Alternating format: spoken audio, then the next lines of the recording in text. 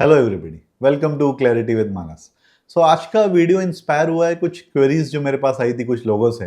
About the risk of equity investing. मतलब उनको ये वरी थी कि इक्विटी में इन्वेस्ट करना, स्पेशली जो जिस टाइप की ग्रोथ इन्वेस्टिंग के बारे में मैंने वीडियोस बनाए हैं पास्ट में और बताया है, उस तरीके से अगर इन्वेस्ट करें तो काफ़ी ज़्यादा रिस्क हो सकता है। हाई ग्रोथ कंपनीज में इन्वेस्ट करने में अपने आप एक इनहेरेंट रिस्क रहता है, उनको लगता है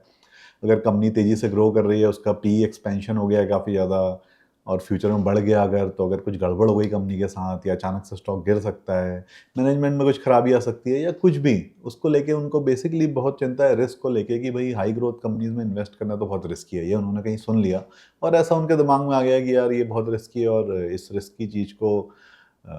करना या फिर ऐसी बात करना में प्रॉब्लम हो सकती है। तो ये मैं समझाना चाहता हूँ कि रिस्क तो थोड़ा बहुत हो सकता है, इक्विटी में आप इन्वेस्ट करना है तो रिस्क तो है ही है, बट ये रिस्क को आप कैसे मैनेज कर सकते हैं ये मैं एक एग्जाम्पल के साथ, रियल लाइफ एग्जाम्पल के साथ, मतलब जो और फील्ड में होता है उसके साथ एक्सप्लेन कर सकता हूँ, करना चाहूँगा आज, और होपफुली आपको ये काफ़ी क्लियरली समझ में आएगा। तो देखिए, जैसे कि हम अपनी गाड़ी चलाते हैं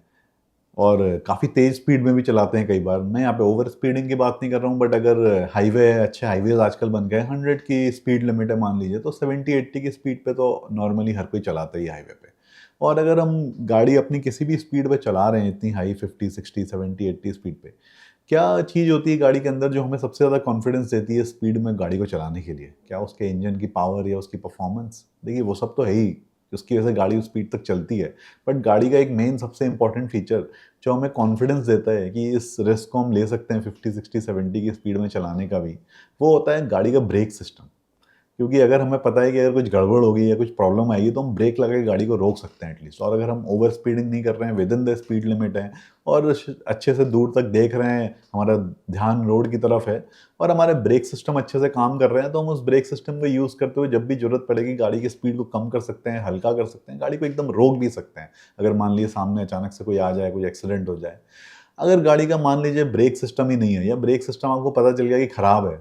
और आपको बोला जाएगा कि गाड़ी को यहाँ से 5 किलोमीटर दूर ले जाओ या उस हाईवे पे ले जाओ, तो क्या कभी भी आप उस गाड़ी को तेज़ स्पीड पे चला पाएँगे?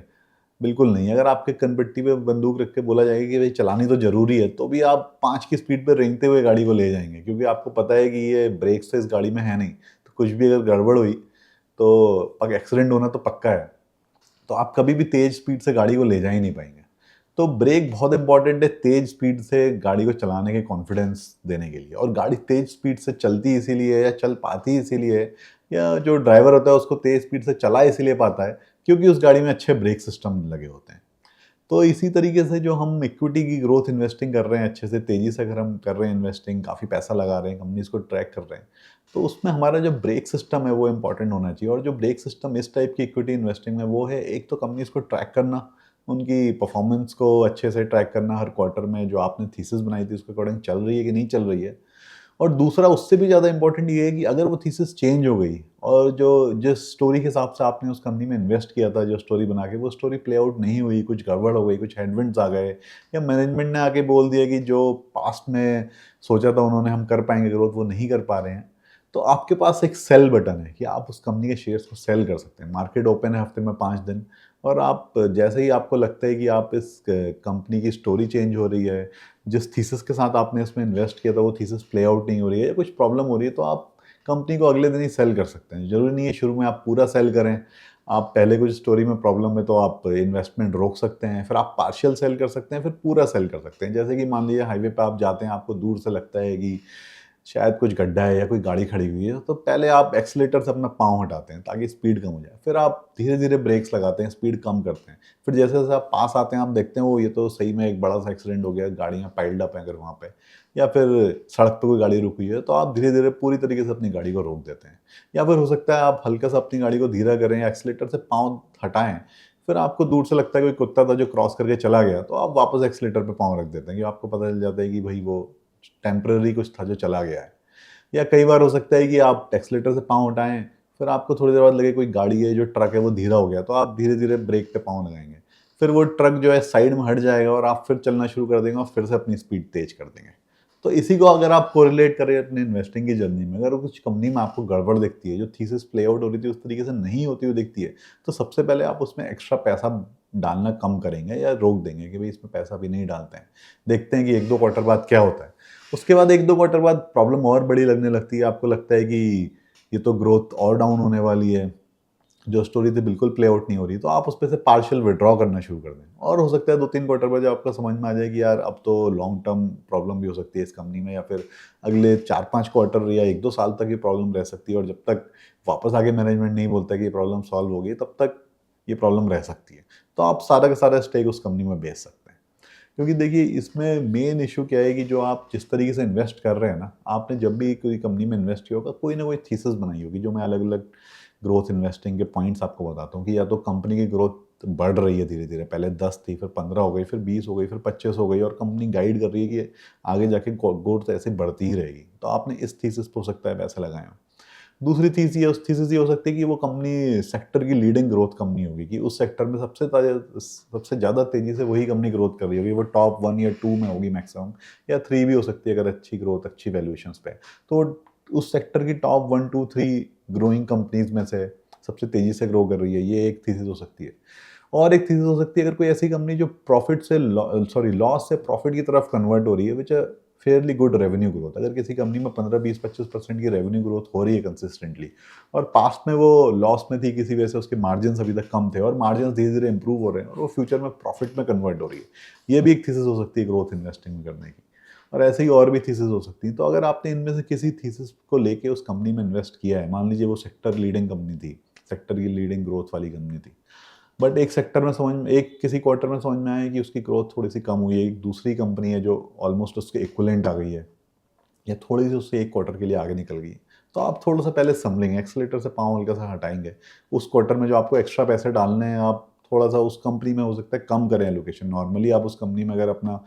5%, 7% पैसा लगाते हैं, उस क्वार्टर में आप शायद 1% ही लगाएं, 2% ही लगाएं। फिर आप कॉन कॉल सुनेंगे उसकी, फिर कॉन कॉल में समझ में आएगा कि हो सकता है क्वार्टर ग्रोथ सही में डाउन हो रही है, और वो कंपनी हो सकता है 2 क्वार्टर बाद ही आपको समझ में आ जाए ये लीडिंग ग्रोथ कंपनी अब नहीं रह गई, ये तो चौथे 5वें नंबर पे आ गई, मैनेजमेंट ने आप बोल दिया है। तो इसके इंडिकेशंस आपको पहले से आने लगेंगे, और जिस दिन आपको इंडिकेशंस में कॉन्फिडेंस आ जाएगा, आप उस कंपनी को सेल कर सकते हैं। स्टेक पार्शियल बेच सकते हैं पहले, और फिर पूरा बेच सकते हैं। तो सेल बटन आपके पास है, जो आपका एक तरीके से ब्रेक है, जो ब्रेक के इक्विवेलेंट है, आपको कॉन्फिडेंस देता है तेजी से इन्वेस्ट करने का, क्योंकि आपको पता है कि आप इस कंपनी को ट्रैक कर रहे हैं, और अगर कोई मेजर प्रॉब्लम आ गई, कोई प्रॉब्लम सही में आ गई, कुछ मान लीजिए मैनेजमेंट इश्यू हो गया, कुछ फ्रॉड निकल के आ गया कंपनी में, ये भी हो सकता है, तो आप अगले दिन जाके उसको मार्केट में सेल कर सकते हैं। और ये जो सेल का बटन है, यही कई बार रिटेल इन्वेस्टर्स के लिए बड़ी प्रॉब्लमेटिक हो जाता है, क्योंकि लोग एक बार किसी कंपनी में इन्वेस्ट कर देते हैं तो अपने माइंड में ऐसी स्टोरीज बना लेते हैं कि मैं तो लॉन्ग टर्म इन्वेस्टर हूँ, हमेशा इस कंपनी में जुड़ा रहूँगा, ये कंपनी बहुत अच्छा करने वाली है। क्योंकि देखिए जो भी हम रिसर्च कर रहे हैं,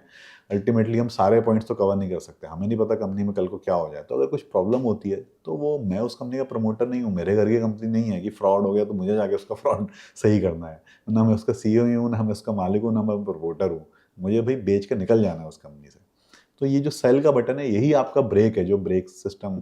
इक्विवेलेंट टू ब्रेक है, जो गाड़ी में होता है तेज चलाते वक्त। और लोग कई बार क्या होता है, लॉन्ग टर्म इन्वेस्टिंग के थीसिस के बेस पे कंपनीज में अटक जाते हैं लंबे टाइम के लिए। क्योंकि देखिए लॉन्ग टर्म इन्वेस्टिंग अपने आप में ठीक है, बट लॉन्ग टर्म इन्वेस्टिंग का मतलब ये नहीं है कि आपने एक बार किसी कंपनी में इन्वेस्ट कर दिया तो आप कभी उसको सेल ही नहीं करेंगे, आप तो उससे चिपक के बैठे रहेंगे, आप उस कंपनी के कुछ भक्त टाइप बन जाएंगे, और उस कंपनी के एवर प्रेजर बन जाएंगे। क्योंकि देखिए कंपनीज की स्टोरीज कभी भी चेंज हो सकती है। आपने जिस थीसिस के साथ इन्वेस्ट किया था, मैनेजमेंट ने जो पास्ट में गाइडेंस दी थी, जरूरी नहीं है वो सारी की सारी मीट ही हो जाए, कंपनी उसको एग्जीक्यूट ही कर ले। क्योंकि ultimately share market equity probability का गेम है। अगर सारी बेट्स यहाँ पे मीट आउट हो जाए तो हर कोई आके पैसा बना लेना। यही तो यहाँ पे स्केल है कि आपके ब्रेक सिस्टम कितने अच्छे हैं, जैसे गाड़ी के, वही आपको कॉन्फिडेंस देता है। ऐसे ही इक्विटी इन्वेस्टिंग में आपने रिसर्च कितनी अच्छी करी है, आपके अंदर डिसीजन मेकिंग कितनी कॉन्फिडेंट है, आप इस इंट्यूशन से, ये प्रोबेबिलिस्टिक तरीके से ये चेक कर सकते हैं कि यार जिस थीसिस से मैंने इन्वेस्ट किया था वो तो अब लग रहा है गड़बड़ हो रही है, अब मुझे इस कंपनी से थोड़ा निकलने का सोचना चाहिए। तो ये जो स्किल आपके अंदर आएगी, बेचने का डिसीजन मेकिंग कॉन्फिडेंस आएगा, यही आपको अल्फा बनाने में मदद करेगा। और यही जो है आपको एक बैठे रहने की जगह कि आप एक लॉन्ग टर्म इन्वेस्टर बन के कंपनी में बैठे हुए हैं और जस्ट सेल नहीं कर रहे हो उसको ये सोच के कि यार ये तो कंपनी बहुत अच्छी है, और इसका तो मैनेजमेंट बहुत अच्छा है, और ये तो लॉन्ग टर्म में बहुत पैसा बना के देगी, या फिर लॉन्ग टर्म में कुछ प्रॉब्लम नहीं होगी। उसकी वजह से अगर आप कुछ जो आपकी थीसिस है पूरी चेंज हो गई, ग्रोथ कम हो गई कंपनी की, या उस सेक्टर में बहुत हेडविंड्स आ गए, उसके बाद भी अगर आप उसको बेचते नहीं हैं, तो यहाँ पर आप एक गलती कर रहे हैं बहुत बड़ी। और देखिए इसमें एक और पॉइंट ऑफ व्यू भी है कि जब आप इन्वेस्ट करना कहीं भी शुरू करते हैं, 10, 15, 20 अगर अपॉर्चुनिटीज़ आपके पास हैं, मान लीजिए किसी थीसिस के हिसाब से, अब आप उसमें अगर बहुत ज़्यादा रिसर्च करें कि यार मुझे तो ना एक कंपनी में 10 साल के लिए लॉन्ग टर्म इन्वेस्टिंग करनी है, मैं बार-बार इसको बेचना नहीं चाहता, बहुत ज़्यादा ट्रैकिंग नहीं करना चाहता। मैं शुरू में ही अपनी सारी रिसर्च कर लेता हूँ, कुछ एनालिसिस कर लेता हूँ, मैनेजमेंट की क्वालिटी देख लेता हूँ, सेक्टर की इतनी एनालिसिस कर लेता हूँ कि यार ये कंपनी का इस सेक्टर में तो अच्छा ही होने वाला है। बैलेंस शीट को इतने अच्छे से एनालाइज़ कर लूँ कि मैं 10 साल का फ्यूचर उस कंपनी का प्रेडिक्ट कर लूँ और उन 15-20 कंपनीज़ में से मैं 2 सेलेक्ट कर लूँ और उसमें सारे पैसे डाल दूँ या 3 सेलेक्ट कर लूँ और फिर आराम से बैठ जाऊँ। कई लोगों को लगता है कि ऐसी इन्वेस्टिंग पॉसिबल है, बट यकीन मानिए इस टाइप की इन्वेस्टिंग एक्चुअली में बिल्कुल भी पॉसिबल नहीं है। ये जो 2 कंपनीज़ में लगा के बहुत सारा पैसा बन गया, ये हाइंडसाइट में ही पता चलता है। इवन जो best of the best investors थे, वो भी कुछ तो 5, 7, 6, 7, 8, 9 कंपनीज़ में अपने पैसा डाइवर्सिफ़ाई करके ही चलते थे और बहुत ही कम ऐसे लोग हैं जो 1-2 कंपनीज़ की वजह से अपना पैसा सारा बना लें और वो एक्चुअली में लगाते थे 8-10 कंपनीज़ में, 2 कंपनीज़ की वजह से उनका पैसा बन जाता था बहुत ज़्यादा, तो वो कंपनीज़ जो है बहुत फेमस हो जाती थी, उनका नाम उससे अटैच हो जाता था। तो उसका मतलब ये नहीं है कि उन्होंने सिर्फ 2 ही कंपनीज़ में अपनी लाइफ़ में पैसा बनाया है। क्योंकि आप जो 10 साल का फ्यूचर प्रेडिक्ट करने की सोच रहे हैं सारी एनालिसिस करने के बाद, ये कोई गारंटी नहीं है कि 10 साल, 5 साल वो कंपनी जो आपने सर्च कर ली वही सबसे अच्छा करने वाली है। उन 10-15 कंपनीज़ में से कोई भी अच्छा कर सकती है। हो सकता है कोई जो एक अच्छा करेगी उसको गेस कर पाना आज पॉसिबल नहीं है। कितनी ही अच्छी आप रिसर्च कर लें, जब तक आप कॉन्स्टेंटली उसको ट्रैक नहीं करेंगे और अपने ब्रेक सिस्टम को अच्छा नहीं रखेंगे कि भई जो कंपनी बेकार कर रही है, उसको पोर्टफोलियो से रिड्यूस करते जाना है और जो अच्छी कंपनी अच्छा कर रही है, उसमें और पैसा डालते जाना है। जब तक आप इस तरीके से अपना ब्रेक का सिस्टम नहीं बनाएँगे, आप कितनी ही रिसर्च कर लें, आप 10 साल, 15 साल का फ्यूचर प्रेडिक्ट नहीं कर सकते किसी कंपनी का। हम कोई यहाँ पे बैठ के फ्यूचर प्रेडिक्ट करने वाले एस्ट्रोलॉजर नहीं हैं कि हम देख के उस कंपनी का चार्ट देख के ये बता दें कि यार यही मल्टीबैगर बनने वाली है या उसका जो profit loss statement balance sheet बना के हम एस्ट्रोलॉजर की तरह प्रेडिक्शन नहीं कर सकते कि भाई ये वाली कंपनी है, बस यही जो है आगे जाके मल्टीबैगर बनने वाली है, बाकी सारी छोड़ दो। तो आपको बाकी सारी कंपनी साथ में ट्रैक करनी पड़ेंगी, मल्टीपल कंपनीज़ में इन्वेस्ट करना पड़ेगा और अपना जो ब्रेक्स का सिस्टम है जो मैंने बताया उसको एकदम टिप टॉप रखना होगा, अच्छे से उसकी ऑयलिंग रखनी होगी ताकि जब भी ज़रूरत पड़े कंपनी को सेल करने की, आप आसानी से डिसीज़न ले सकें और बिना झिझके उसको सेल कर सकें। और देखिए अगर आप एक्टिव इक्विटी इन्वेस्टिंग कर रहे हैं, तो जितना इम्पोर्टेंट है एलोकेशन, कंपनी को खरीदना, किस कंपनी में कितना पैसा रखना, ये डिसाइड करना, कॉन्स्टेंटली ट्रैक करना, उतना ही इम्पोर्टेंट है एग्ज़िट का डिसीज़न लेके किसी कंपनी से उसको एग्ज़ीक्यूट कर पाना। क्योंकि अगर आप बेचते वक़्त घबरा गए कि यार 10, 15, 20% डाउन है, अभी तो नहीं बेचता हूँ, बाद में बेचूँगा, तो हो सकता है स्टोरी और ख़राब हो जाए और वो 50% नीचे आ जाए। क्योंकि सेल का बटन आपके पास तो है, बट उसकी ये गारंटी नहीं है कि आप जितने प्राइस में आपने खरीदा है, उतने में ही आप सेल कर पाएँगे। अगर आप कितनी ही अच्छी रिसर्च कर रहे हो, कुछ भी कर रहे हो, आपको अगर सेल करना पड़ेगा, कोई कंपनी की स्टोरी ख़राब हो रही है, तो आपको कहीं न कहीं डाउन और नुकसान में ही सेल करना पड़ेगा। तो नुकसान में सेल कर पाना की एबिलिटी रखना, यही सबसे इम्पोर्टेंट है ग्रोथ इन्वेस्टिंग में कि आप 10%, 15%, 20%, 25% डाउन है शेयर, तब भी आप उसको बेच दें। आप इस बात का वेट ना करें कि मेरे बाइंग प्राइस तक आएगा तब मैं इससे निकलूँगा, क्योंकि कैपिटल देखिए लिमिटेड है और कंपनी कल को और ख़राब भी हो सकती है। 20% डाउन कंपनी 30%, 40% डाउन भी हो सकती है अगर उसकी स्टोरी पूरी चेंज हो गई है, ग्रोथ डाउन हो गई है, जो मैंने सारे पैरामीटर्स बनाए थे वो चेंज हो गए। अगर उसकी सारी स्टोरी चेंज हो गई, तो कंपनी नीचे, नीचे, नीचे, नीचे, नीचे ही चलती रहेगी और लोअर लोज़ बनाती रहेगी, जब तक कि स्टोरी फिर से चेंज नहीं हो जाती। तो आपको नुकसान में बेचते हुए डरना नहीं है, जबकि कॉन्फिडेंटली बेचना है। तो जितने कॉन्फिडेंस से आप एक ग्रोइंग कंपनी को खरीदते हैं, उसकी स्टोरी देख के, उतना ही कॉन्फिडेंस और उतनी ही डिसीजन मेकिंग आपको चाहिए उसकी स्टोरी चेंज होने आने पे, कुछ प्रॉब्लम आने आने पे कंपनी को बेचने के लिए। और वही आपका ब्रेक सिस्टम है जो मैं कह रहा हूँ कि 20-25% डाउन शेयर को भी बेचते वक्त आपको घबराना नहीं है अगर आप ग्रोथ इन्वेस्टिंग कर रहे हैं, वही आपका सेफ्टी नेट। क्योंकि अगर आप बेचेंगे नहीं तो आपका इक्विटी फंस जाएगा और हो सकता है और आधे से भी आधा हो जाए। तो होपफुली आज का वीडियो आपको समझ में आया होगा, क्योंकि देखिए मेरे साथ जो लोग जुड़े हैं अगर ग्रोथ इन्वेस्टिंग को समझना चाहते हैं, उस जर्नी पे चल रहे हैं, तो ये वाला पॉइंट बहुत इंपॉर्टेंट था आई थिंक आपको समझने के लिए कि सेल बटन से आपको घबराना नहीं है, नुकसान में शेयर बेचते वक्त भी घबराना नहीं है। सो होपफुली ये वीडियो आपको समझ में आया होगा और इंटरेस्टिंग लगा होगा। इस टाइप के और वीडियोस भी आपको इस चैनल में मिल जाएंगे, इक्विटी, रियल एस्टेट, हर एक से रिलेटेड। जिन कंपनीज़ को मैं ट्रैक करता हूँ उसको भी कॉन्स्टेंटली हर क्वार्टर में अपडेट्स वीडियोस डालने की कोशिश करूँगा और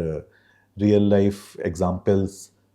फाइनेंशियल विजडम के ऊपर वीडियो सारे आपको यहाँ पे मिल जाएंगे। डिफरेंट प्लेलिस्ट है चैनल पे, प्लीज़ जाके देखिए। और मेरा नंबर डिस्प्ले हो रहा है, अगर आपकी कुछ पर्सनल क्वेरीज हैं, क्वेश्चंस हैं, आप कुछ हेल्प चाहते हैं अपनी जर्नी में, तो आप मुझे डीएम कर सकते हैं व्हाट्सएप पे। I will be help happy to reply to you. Thank you. That's all for today.